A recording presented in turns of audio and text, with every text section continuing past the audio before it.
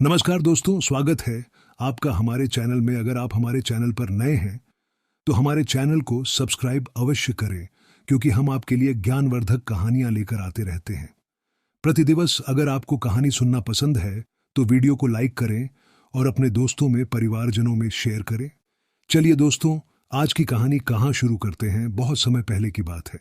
हिमालय की गोद में, जहां ऊंचे पर्वत आकाश को छूते हैं और हरी भरी घाटियां मंत्रमुग्ध करती हैं, एक शांत आश्रम था जिसे शांति कुटीर के नाम से जाना जाता था। यह एक ऐसी जगह थी जहां आत्माएं शांति और ज्ञान की तलाश में आती थीं। शांति कुटीर के गुरु ऋषि गौतम एक महान संत थे जिनकी बुद्धि और करुणा दूर दूर तक प्रसिद्ध थी। शांति कुटीर में जीवन सादा और शांतिपूर्ण था। सुबह सुबह साधक ध्यान करते थे और दिन भर वे सेवा और शास्त्रों के अध्ययन में लगे रहते थे। वे एक सरल जीवन जीते थे, प्रकृति के साथ तालमेल बिठाते थे और अपने भीतर के सत्य की खोज करते थे। आश्रम में एक युवा साधक था जिसका नाम अर्जुन था। अर्जुन एक प्रतिभाशाली युवक था, लेकिन उसके मन में हमेशा एक बेचैनी रहती थी। वह जीवन के अर्थ और अपने अस्तित्व के उद्देश्य को जानने के लिए उत्सुक था। वह अक्सर गुरु गौतम से सवाल पूछता, लेकिन हर बार उसे लगता कि उसके सवाल का पूरा जवाब नहीं मिला है। एक दिन अर्जुन ने गुरु गौतम से कहा, गुरुजी, मैं जीवन के उद्देश्य को जानना चाहता हूं। मैं अपनी आत्मा की शांति कैसे पा सकता हूं? गुरु गौतम ने मुस्कुराते हुए कहा, अर्जुन, शांति बाहर नहीं, भीतर है।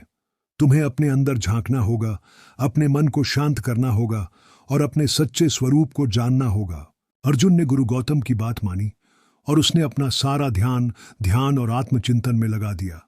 वह हर सुबह सूर्योदय से पहले उठता था और घंटों तक अपने मन को शांत करने की कोशिश करता था, लेकिन उसका मन एक बंदर की तरह उछलता रहता था।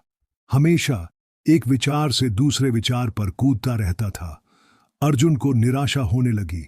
उसने सोचा कि वह कभी भी अपने भीतर शांति नहीं पा पाएगा। एक दिन उसने गुरु गौतम से कहा, गुरुजी, मैं ध्यान करने की कोशिश करता हूं, लेकिन मेरा मन शांत नहीं होता है। मुझे लगता है कि मैं कभी भी ज्ञान नहीं पा सकूंगा।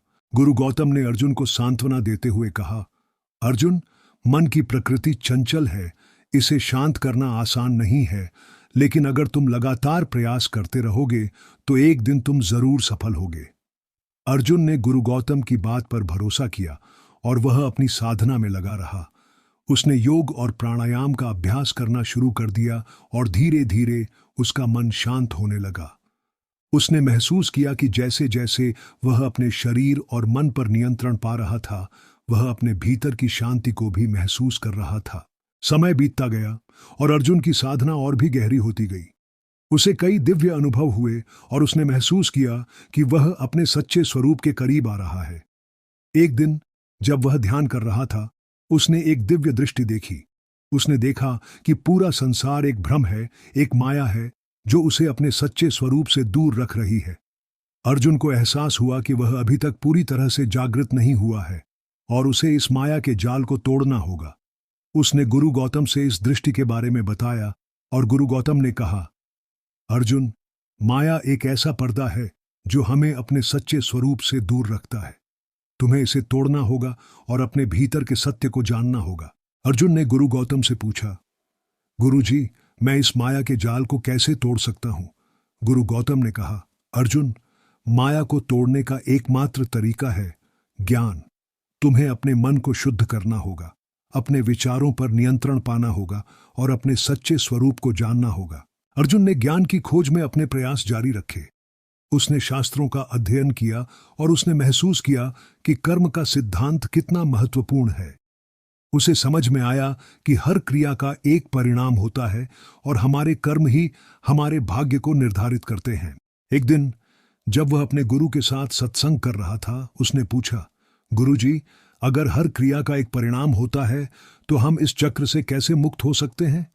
गुरु गौतम ने मुस्कुराते हुए कहा, अर्जुन, कर्म बंधन का कारण है, लेकिन कर्म मुक्ति का मार्ग भी है। अगर तुम निष्काम कर्म करते हो तो तुम इस चक्र से मुक्त हो सकते हो। अर्जुन ने पूछा, निष्काम कर्म क्या है गुरुजी? गुरु गौतम ने कहा, निष्काम कर्म का अर्थ है कि फल की इच्छा के बिना कर्म करना। तुम्हें दूसरों की सेवा करनी चाहिए, बिना किसी स्वार्थ के। जब तुम निःस्वार्थ भाव से काम करोगे तो तुम कर्म के बंधन से मुक्त हो जाओगे। अर्जुन ने गुरु गौतम की बात को समझा और उसने अपने सभी कर्मों को भगवान को समर्पित कर दिया। वह अब दूसरों की सेवा के लिए काम करता था और उसे किसी भी फल की इच्छा नहीं थी। धीरे धीरे उसे अपने भीतर एक नई शांति और संतोष का अनुभव होने लगा। जैसे जैसे अर्जुन की साधना आगे बढ़ती गई, उसे आत्मज्ञान प्राप्त हुआ। उसे समझ में आया कि उसका सच्चा स्वरूप क्या है और वह अपने अस्तित्व के उद्देश्य को समझ गया। उसने पाया कि वह एक अविभाज्य आत्मा है जो सभी जीवों में विद्यमान है। अर्जुन ने महसूस किया कि वह अब माया के बंधन से मुक्त हो गया है और उसे मोक्ष की प्राप्ति हो गई है। वह अब शांति और आनंद में स्थित था और वह हर पल भगवान की उपस्थिति को महसूस करता था। एक दिन अर्जुन ने गुरु गौतम से कहा, गुरुजी, अब मुझे सब कुछ समझ में आ गया है।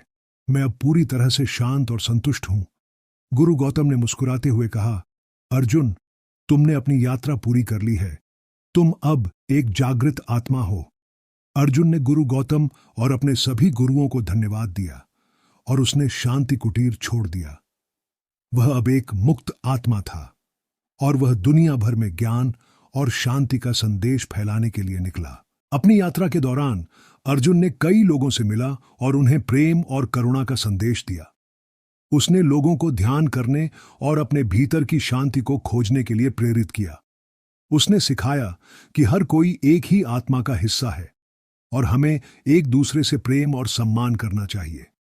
एक दिन अर्जुन एक छोटे से गांव में पहुंचा जहां उसने एक युवती से मिला जिसका नाम मीरा था। मीरा एक बहुत ही सरल और भक्तिमय लड़की थी और वह भगवान कृष्ण की परम भक्त थी।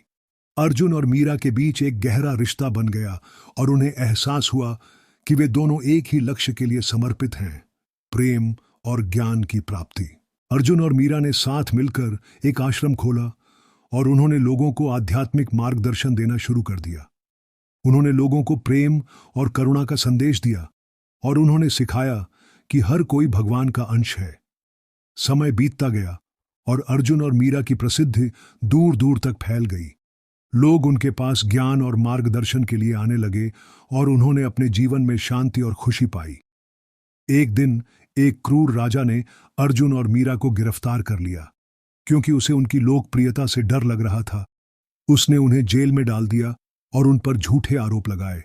लेकिन अर्जुन और मीरा ने हार नहीं मानी और उन्होंने भगवान के प्रति अपनी श्रद्धा को बनाए रखा। राजा ने उन्हें मारने की धमकी दी, लेकिन वे डर नहीं रहे। उन्होंने कहा कि सत्य हमेशा जीतता है और प्रेम ही सबसे बड़ी शक्ति है। राजा उनकी बातों से प्रभावित हुआ और उसने उन्हें रिहा कर दिया। अर्जुन और मीरा ने अपने जीवन को सेवा और ज्ञान के प्रसार में समर्पित कर दिया और उन्होंने दुनिया को एक बेहतर स्थान बनाने में मदद की। उन्होंने सिखाया कि सत्य, प्रेम और करुणा ही जीवन के सबसे महत्वपूर्ण मूल्य हैं और हमें इन मूल्यों के अनुसार जीना चाहिए। यह कहानी एक यात्रा है जो एक व्यक्ति के भीतर आत्मज्ञान की खोज को उजागर करती है और जो हमें भारतीय आध्यात्मिक परंपरा के महत्वपूर्ण तत्वों की याद दिलाती है। यह कहानी हमें सिखाती है कि हम अपने भीतर शांति और खुशी पा सकते हैं और हम दुनिया में प्यार और करुणा फैला सकते हैं।